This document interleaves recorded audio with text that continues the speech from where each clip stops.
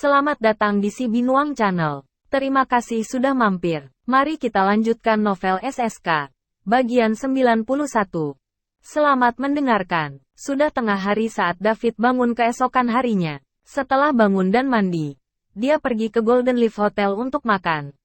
Sementara dia melakukannya, dia mengemas beberapa makanan dengan nilai gizi tinggi untuk Paul dan ibunya sebelum pergi ke rumah sakit Champion. Ketika David sedang dalam perjalanan ke rumah sakit, dua pria berusia 30-an datang ke kamar rumah sakit Paul dan mulai mengobrol dengannya. "Bos, apa yang terjadi padamu? Siapa yang melukaimu?" "Ya, kamu jarang menderita luka serius seperti itu bahkan ketika kita berada di medan perang. Dengan kekuatan fisikmu, dibutuhkan setidaknya 1 bulan bagimu untuk sembuh. Mengapa? Apakah kamu ingin membalaskan dendamku?"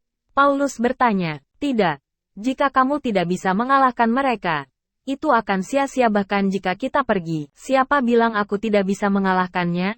Tidak ada pihak yang menang. Oke, dia tidak jauh lebih baik.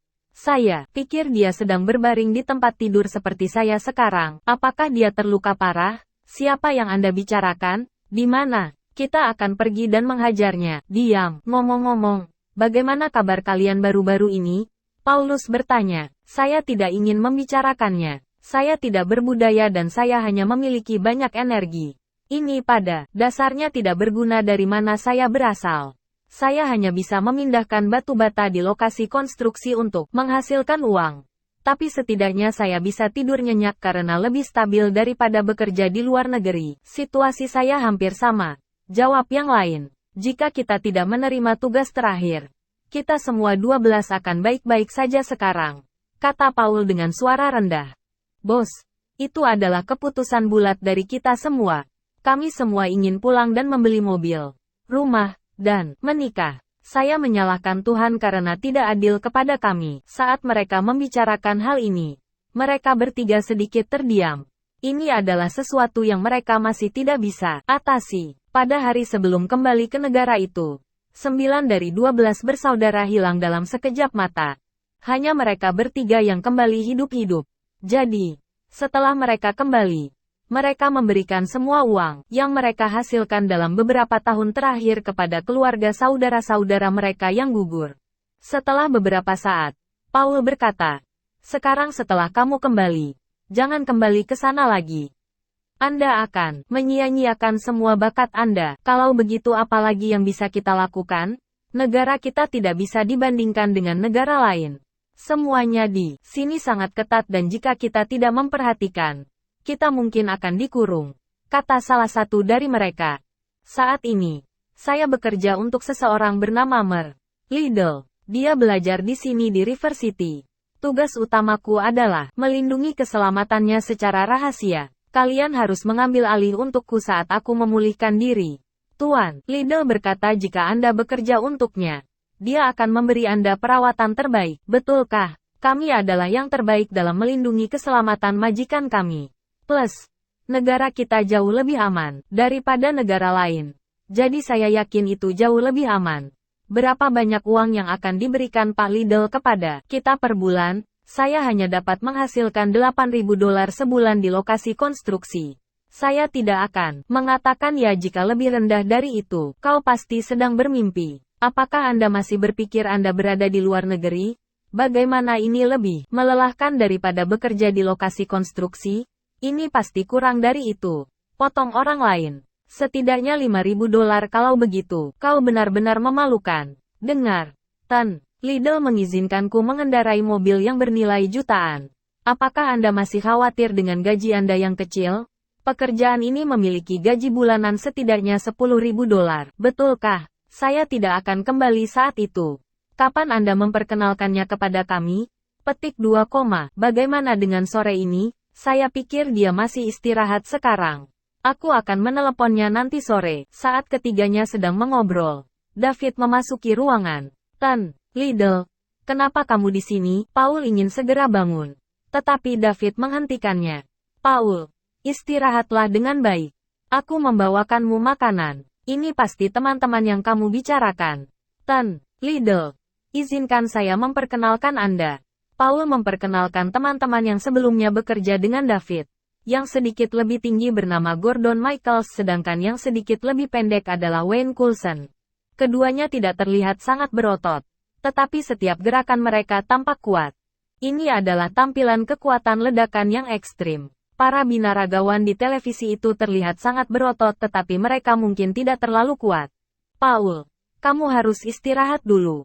Saya akan mengajak mereka makan siang untuk menyambut mereka, kata David. Tan, Liddell, kita bisa mengurus makan siang kita sendiri. Anda tidak perlu mengalami kesulitan, kata Gordon. Karena kita berada pada tahap ini, kamu harus mendengarkanku. Masih bersama si Binuang Channel. Mari kita lanjutkan novel SSK. Bagian 92. Kamu sebaiknya pergi dengan Tuan Liddell, kata Paul. David mengendarai Benz G-Class-nya dan membawa keduanya ke Fuller Golden Sands Entertainment Center. Kemudian, David membiarkan mereka mengendarai Benz G-Class-nya sementara dia mengendarai Bugatti Veyron-nya di depan mereka. Karena Paul cedera tadi malam dan tidak bisa mengemudi, mereka meninggalkan Bugatti Veyron di sini. Di dalam Benz, Wayne mengemudikan mobil saat mereka mengikuti mobil David. Untuk tentara bayaran yang telah bekerja di luar negeri bertahun-tahun seperti mereka, mengemudi adalah keterampilan paling dasar. Selain mobil, mereka bahkan bisa mengendarai tank. Gordon, saya pikir bos bekerja untuk orang yang tepat kali ini. Tuan Liddell jelas orang kaya. Saya pikir mobil yang dia kendarai sekarang bernilai puluhan juta. Selain itu, dia juga cukup baik. Dia bahkan membawa makanan bos, kata Wayne sambil mengemudi. Ya, jadi kita harus tampil baik dan tidak mempermalukan bos, jawab Gordon. Tentu saja, David memimpin keduanya ke Golden Leaf Hotel. Gordon dan Wayne tercengang ketika mereka melihat sebuah hotel dengan dekorasi yang begitu mewah. Meskipun mereka berdua telah berada di luar negeri selama bertahun-tahun, mereka berada di negara yang dilanda perang sehingga mereka tidak terbiasa dengan tempat-tempat mewah seperti itu. Pak Liddell, kita bisa makan di sembarang tempat. Anda tidak perlu membawa kami ke tempat yang begitu mewah. Petik 2. Tidak apa-apa, ini hotel saya. Jadi jika Anda punya waktu luang, Anda bisa tinggal dan makan 3 kali di sini. Saya akan menanggung semua biayanya. Ini hotelnya dan mulai sekarang kita akan makan dan tinggal di sini. Keduanya sedikit linglung ketika mereka melihat hotel bintang 8 di depan mereka. Setelah makan siang, mereka berharap ini tidak akan pernah berakhir. Mereka telah hidup selama bertahun-tahun dan mereka belum pernah mendapatkan makanan yang begitu enak. Mereka menjalani kehidupan yang begitu mengerikan saat itu. Pada malam hari, Charles menelepon David dan memintanya pergi ke Fuller Golden Sands Entertainment Center. Ketika David tiba, dia melihat Harry dan Six Camden berlutut di kamar pribadi. Ketika mereka melihat David, mereka terus bersujud kepadanya. Tan, Liddell, aku salah. Mohon maafkan saya. Saya tidak akan pernah berani melakukan itu lagi. Buk. Keduanya terus bersujud sampai dahi mereka mulai berdarah. Dev, aku akan membiarkanmu menangani mereka berdua. Anda dapat melakukan apapun yang Anda inginkan dengan mereka dan saya akan membersihkannya setelah Anda. Charles berdiri dan berkata kepada David. Setelah dia mengatakan itu, dia keluar dari kamar pribadi. David memandang keduanya dan tidak mengatakan apa-apa. Ini adalah perubahan yang dibawa oleh kekuatan. Jika dia masih mahasiswa biasa, apa yang akan terjadi pada Patrick dan pacarnya? David memanggil para korban Patrick dan Madison. Ketika Madison sampai di sini, dia masih takut. Patrick segera menghampiri Harry dan meninjunya dengan marah. Seluruh ruangan dipenuhi dengan jeritan kesakitan Harry. Dia telah menahan diri. Dia melihat orang lain menggertak pacarnya di depannya. Dan jika David tidak sampai di sana, tepat waktu, dia akan trauma seumur hidup. Pada akhirnya, Patrick akhirnya berhenti ketika Harry dipukuli hingga terjadi beberapa patah tulang di sekujur tubuhnya dan kemudian dikirim ke rumah sakit. Tidak ada yang melakukan apapun pada Six Camden. Meskipun dia adalah bos Harry, insiden ini tidak memiliki hubungan langsung dengannya. Jadi, mereka hanya akan membiarkan Paul merawatnya. Masih bersama si Binuang Channel. Mari kita lanjutkan novel SSK. Bagian 93. Istirahat hari buruh berakhir begitu saja. David berjalan di kampus Universitas Salt River pada hari pertama kelas. Wow, bukankah itu piano Prince David? Jika dia menyanyikan, Boy, untukku. Aku akan setuju untuk menjadi pacarnya. Berhenti bermimpi. Tidak mungkin dia menyukaimu. Bagaimana jika dia menyukai seseorang sepertiku? Aku yakin dia menyukai orang sepertiku. David memandang kedua gadis yang sedang berbicara dan tidak bisa menahan diri untuk tidak bergidik. Salah satunya kelebihan berat badan dan salah satunya memiliki noda di seluruh wajahnya. David berjalan lebih cepat ke kelasnya dan memperhatikan bahwa ada banyak orang yang membicarakannya saat dia dalam perjalanan. Namun, kebanyakan dari mereka berada di level yang sama dengan dua gadis yang membicarakannya sebelumnya. Gadis-gadis di universitas ini tidak ada bandingannya dengan gadis-gadis di universitas multimedia. Mereka berbeda pada banyak tingkatan. Pada saat dia sampai di kelasnya, sebagian besar siswa sudah ada di sana. Ketika mereka melihat David, mereka menatapnya dengan ekspresi aneh. Itu karena penampilan David terlalu mengejutkan di acara pencarian bakat hari buruh. Dia tidak hanya menulis lagu dan mengarangnya sendiri. Dia bahkan menyanyikannya sambil bermain piano. Apalagi liriknya sangat bagus. David menatap siswa di kelasnya. Ketika dia melihat Ava, dia merasa jauh lebih baik. Dia akhirnya melihat seseorang yang tidak mengerikan. Kemudian, dia kembali ke tempat duduknya. Kelas pagi berakhir begitu saja. Kelas di sore hari bersifat opsional. Jadi David diseret ke lapangan basket indoor untuk bermain basket oleh Patrick dan beberapa teman sekamarnya. Saat itu, David juga akan diminta untuk pergi. Dia suka bermain basket dan dia suka mendengarkan sorak-sorai para siswa di lapangan. Tentu saja, yang terpenting adalah Sarah juga suka menonton. Namun, itu hanya dalam imajinasinya. Dengan keahliannya, selain beberapa ronde dengan Patrick dan kawan-kawan, dia bahkan tidak akan berpartisipasi dalam pertandingan antar kelas karena dia tidak cukup baik. Meskipun tingginya 180 cm, tubuhnya terlalu kurus, dan dia tidak memiliki banyak kekuatan. Dia bahkan akan tersandung ke belakang jika seseorang menabraknya. Ditambah lagi, dia tidak punya waktu untuk melatih kemampuan basketnya. Namun, itu dulu. Sekarang, tubuh David telah mencapai puncaknya. Dan dia pikir tidak ada yang bisa menggerakkannya jika mereka menabraknya sekarang. Mereka berempat mulai masuk ke tim dan segera bersaing satu sama lain dalam tim yang terdiri dari dua orang. Patrick dan David adalah satu tim sementara William dan Finn adalah yang lain. Patrick adalah anggota tim basket universitas. Meskipun dia hanya cadangan, kebanyakan orang tidak bisa dibandingkan dengannya. Jadi, dia hanya bisa membimbing seorang amatir seperti David agar mereka semua bisa bermain bersama. David akan bertanggung jawab untuk melayani bola. Setelah beberapa saat, pada dasarnya hanya Patrick yang melawan tim lain.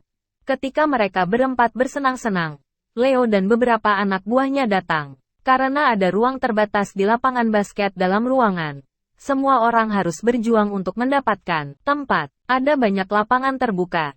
Tetapi karena saat itu tengah hari dan panas, tidak ada yang akan pergi ke sana atau menyiksa diri mereka sendiri. Biasanya, tidak ada yang akan merebut lapangan yang digunakan orang lain kecuali mereka mau bermain bersama. Jika orang-orang di pengadilan menolak untuk pergi, maka pihak lain hanya bisa pergi.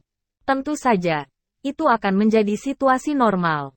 Ada begitu banyak orang kuat di kampus dan setiap kali mereka berada di sini, seseorang harus menyerahkan pengadilan mereka kepada mereka.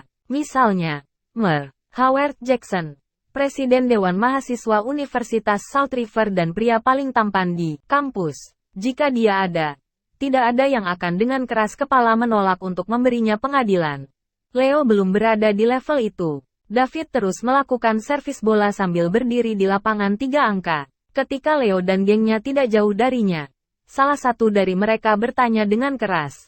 Leo, aku dengar kamu menghamili Sarah, benarkah itu? Tentu saja itu benar. Siapa yang memintanya menjadi begitu lemah? Aku hanya tidur dengannya beberapa kali dan dia hamil. Serius. Leo menghela nafas dan menjawab. Lalu apa yang akan kamu lakukan? Leo, apa kau akan menikahinya? Nikahi dia? Apa yang akan aku lakukan? Saya akan memberinya sejumlah uang untuk menggugurkannya. Apalagi, Leo, kaulah orangnya. David telah berkencan dengan Sarah begitu lama dan dia tidak pernah membuatnya hamil. Dia hanya berkencan denganmu selama beberapa hari dan dia sudah hamil. Jujur, Sarah masih perawan saat bersamaku. Saya tidak suka bermain dengan mainan lama orang lain. Apa? Seorang perawan? Mungkinkah David tidak bisa bangun? Bagaimana saya tahu? Tapi menurutku begitu. Hahaha. Kemudian, geng itu mulai tertawa. Pertukaran keras Leo dan gengnya menyebabkan beberapa orang di sekitar mereka mulai berdiskusi di antara mereka sendiri. Kemudian, mereka mulai membicarakan David yang muntah darah dan pingsan lagi. Sarah dan Sophie sedang berjalan pada saat ini. Ketika mereka mendengar apa yang dibicarakan semua orang, wajah Sarah menjadi pucat dan air mata mulai mengalir di matanya. David menoleh untuk melirik Leo dan gengnya. Tentu saja, Leo menatap David tanpa menunjukkan kelemahan. Patrick dan dua orang lainnya juga berjalan mendekat. Leo, aku tidak bisa mengendalikan apa yang ingin kamu katakan. Tetapi jika kamu menyebut namaku sekali lagi, aku akan membuatmu berlutut di sini. Apakah kamu percaya itu? David memandang Leo dan berkata datar. Dia sedikit marah. Dia tidak bisa mengendalikan apa yang dikatakan Leo tentang Sarah karena itu adalah jalan yang dipilih Sarah. Namun, bajingan ini memberitahu semua orang bahwa dia tidak bisa bangun. Ini sangat tidak bisa ditoleransi. Aku menghormatinya. Apa yang salah dengan itu? Ketika Leo hendak berbicara, dia melihat Sarah memelototinya dengan wajah pucat dan mata merah. Leo, apakah kamu masih manusia? Sarah sangat menderita untukmu. Beraninya kau berbicara tentang dia seperti itu di depan begitu banyak orang, kata Sophie dengan marah. Leo merasa sedikit malu sekarang karena dialah yang membuat David sangat marah sehingga dia muntah darah dan pingsan. Jadi, ketika dia melihat David, dia ingin memicunya lagi untuk melihat apakah dia bisa mempermalukannya seperti terakhir kali. Ada begitu banyak orang yang menonton. Jadi efeknya akan lebih baik dari sebelumnya. Beraninya David menjadi begitu dekat dengan Amelia. Sekarang, dia harus siap menerima pembalasan Leo. Namun, dia tidak berharap Sarah berada di belakangnya. Leo, katakan padaku.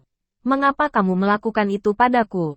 Apa yang kau katakan padaku saat kita mulai berkencan? Anda mengatakan kepada saya bahwa Anda akan bersama saya selamanya dan bahwa Anda akan menikah dengan saya setelah kita lulus.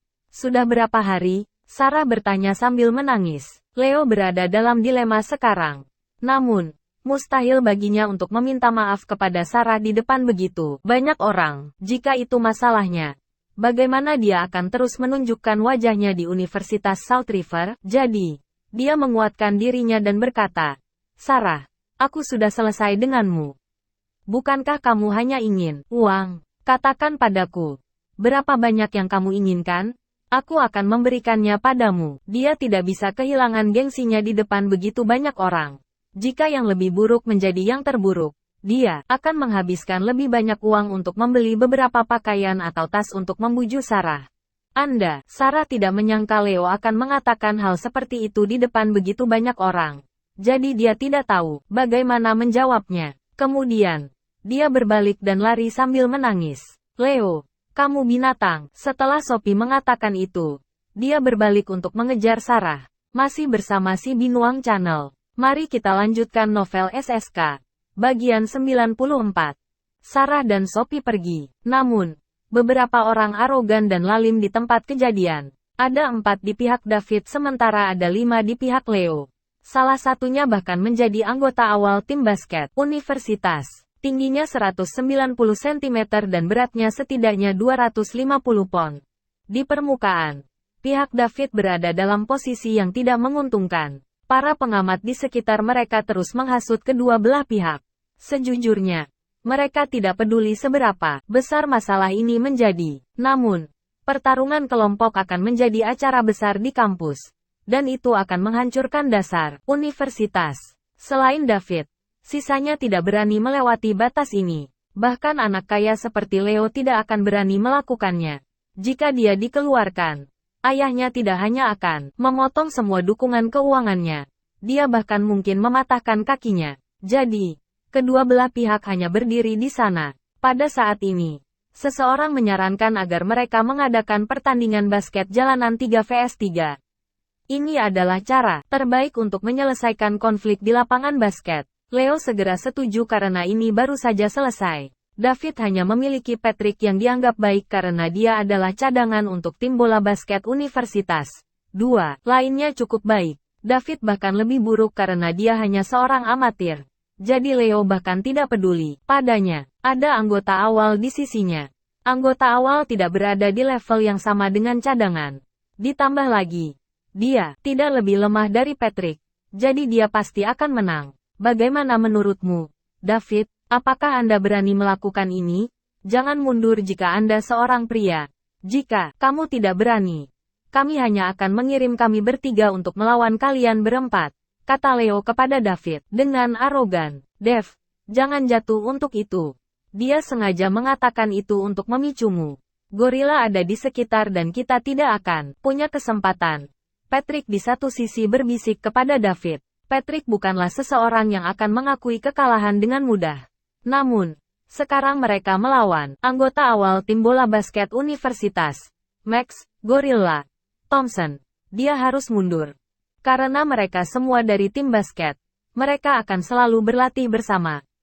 Karena itu, Patrick sangat mengetahui kekuatan Max. Dia hampir tak terkalahkan jika mereka bermain basket jalanan setengah lapangan.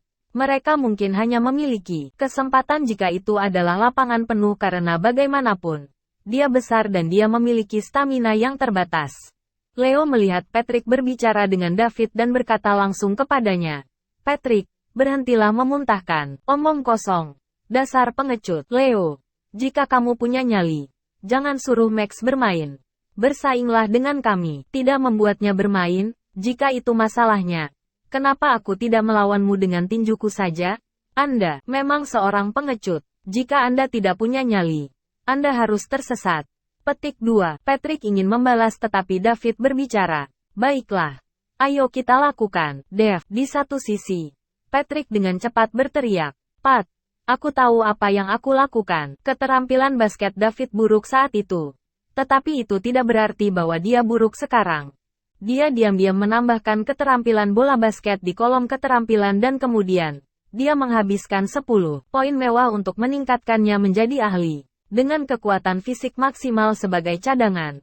Tidak berlebihan untuk mengatakan bahwa David hampir seperti dewa dalam bola basket. Leo dengan cepat berkata, kaulah yang menyetujui ini, David.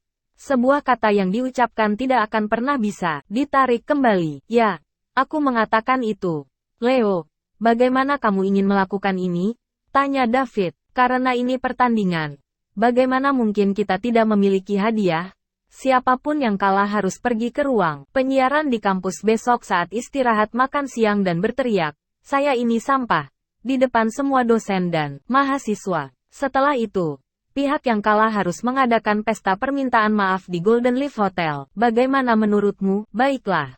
Ayo kita lakukan. Jawab David acuh tak acuh. Dev, kami, Patrick ingin mengatakan sesuatu. Tapi Dev memotongnya. Tidak apa-apa, Pat. Lakukan yang terbaik. Baiklah. Aturannya adalah bola basket jalanan 3 vs 3. Siapapun yang mendapat 10 gol akan menang. Sebuah 3 poin terhas sekarang akan dihitung sebagai 2 poin. Tidak ada masalah dengan itu, kan? Sama sekali tidak. Benar. Berapa banyak dari kalian yang akan pergi? 3 atau 4? Leo bertanya dengan nada mengejek. Hanya kita bertiga yang akan pergi. Kamu membuat pilihan ini. Jadi jangan salahkan aku karena menggertakmu. Tagar West Drive kapan dan di mana aja. Mempercepat pemulihan otot setelah berolahraga dan camilan sehat penahan. David dan Leo akan mengadakan pertandingan basket jalanan 3 vs 3. Berita tentang ini disebarkan oleh beberapa orang usil. Jika mereka kalah, mereka tidak hanya perlu mengatakan, aku adalah sampah, di ruang siaran universitas. Mereka bahkan harus mengadakan pesta permintaan maaf di Golden Leaf Hotel. Taruhannya tinggi. Selain penghinaan, mereka berdiri untuk kehilangan uang. Satu meja di Golden Leaf Hotel akan menelan biaya, setidaknya puluhan ribu. Segera, semakin banyak siswa muncul di gimnasium Universitas South River. Beberapa siswa bahkan bolos kelas untuk datang menonton. Ketika teman sekelas David mendengar ini, mereka secara alami datang untuk mengamati. Beberapa dari mereka datang untuk menyemangati David dan beberapa dari mereka datang untuk menyaksikan David mempermalukan dirinya sendiri. Wow, bukankah itu Amelia? Salah satu dari Tri Campus Beles? Saya tidak berharap dia datang, masih bersama si Binuang Channel. Mari kita lanjutkan novel SSK. Bagian 95. Apakah kamu tidak mendengar? Amelia berkencan dengan David. Tidak mungkin. Apa maksudmu tidak mungkin? Saya melihat mereka berjalan keluar dari kampus bersama dengan mata kepala sendiri. Bukankah selama ini Leo mengejar Amelia? Saya tidak berpikir bahwa David akan selangkah lebih maju darinya. Tidak heran mereka berdua akan bertarung setiap kali mereka melihat satu sama lain. Petik 2. Ku dengar Leo lah yang mencuri pacar David. Sarah. Jadi itu sebabnya David menurunkan Dewi Leo. Yang sejauh ini, gagal dia kejar. Sial. Bajingan sekali. Lihat. Bukankah itu Ava? Orang lain berteriak. Sialan. Ya, memang, sekarang. Hanya Luna dari Tri Campus Beles of SRU yang tidak ada di sini. Apa menurutmu dia akan datang? Mungkin tidak. Luna tidak usil. Kedua belah pihak sekarang sudah siap. Patrick, William, dan Finn ada di pihak David. David belum mau bermain. Dia ingin melihat bagaimana mereka akan melakukannya. Sementara itu, Leo, Gorilla Max, dan salah satu pelayan Leo berada di pihak Leo. Wasit adalah salah satu pemain dari tim bola basket universitas. Dengan peluit, pertandingan dimulai. Patrick adalah yang pertama melakukan servis bola. Patrick menggiring bola dengan terampil dan membungkukkan tubuhnya. Bola bergerak di antara kedua kakinya sementara Leo berdiri tepat di depannya. Kemudian, Patrick mempercepat. Dia menggiring bola dengan tangan kanannya dan bergerak cepat ke kanan. Leo dengan cepat mengikuti di belakangnya untuk menghentikannya. Kemudian, Patrick berhenti tiba-tiba dan menggunakan tangan kirinya untuk menggiring bola untuk memindahkannya ke kiri. Leo gagal mengikutinya. Dan dia membiarkan Patrick memasuki area terlarang. Ketika Patrick bergerak melewati Leo, untuk bersiap melompat di area terlarang dan mengirim bola ke keranjang, sosok besar muncul di depannya. Gorilla Max melompat di depan Patrick. Dengan tinggi dan jangkauan vertikalnya, tembakan Patrick pasti akan dihentikan. Patrick bereaksi dengan akal dan mengoper bola di udara ke Finn, yang menunggu di sayap. Finn menangkap bola dan karena tidak ada yang menjaganya, dia melakukan layup dan bola dengan mudah masuk ke keranjang. Tim David 1 vs tim Leo 0. Tepuk tangan gemuruh terdengar di tempat kejadian. Luar biasa, tembakan bagus, sempurna. Wajah Leo menjadi gelap. Sudah waktunya untuk bola kedua. Leo menghadapi Patrick sambil memegang bola. Penonton berteriak ketika mereka melihatnya memamerkan keterampilan driblingnya. Namun, Patrick menghentikannya ketika dia berpura-pura pergi ke kiri tetapi sebenarnya berlari ke kanan. Leo maju selangkah dan melompat ke depan Patrick untuk melempar bola. Gedebuk, bola mengenai keranjang dan memantul ke atas. Ketika semua orang akan berebut rebound, sebuah tangan langsung mendorong bola yang telah memantul kembali ke keranjang. Kekuatan Gorilla Max sebagai anggota awal tim universitas tidak berlebihan. Kemudian, dia membuat tembakan rebound lagi. Sial, sungguh buruk Asterisses, pergi. Gorilla, lakukan yang lain. Berbagai teriakan terdengar di tempat kejadian. Tim David 1 vs tim Leo 1. Terima kasih sudah bersama si Binuang Channel. Jangan lupa mampir pada bagian selanjutnya. Novel SSK, dan novel lainnya.